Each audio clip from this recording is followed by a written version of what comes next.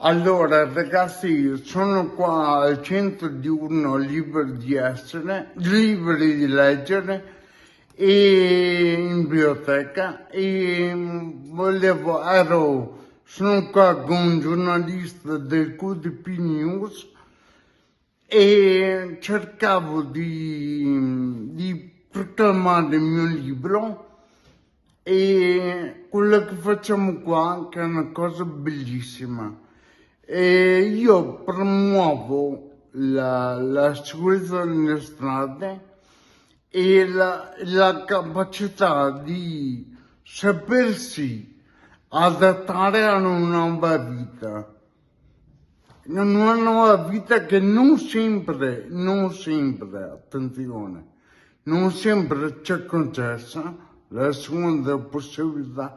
Allora, onde evitare questo, io promuovo il discorso della sicurezza sulle nostre strade e questo vale anche per amici di amici, parenti, per tutti quelli che conoscete.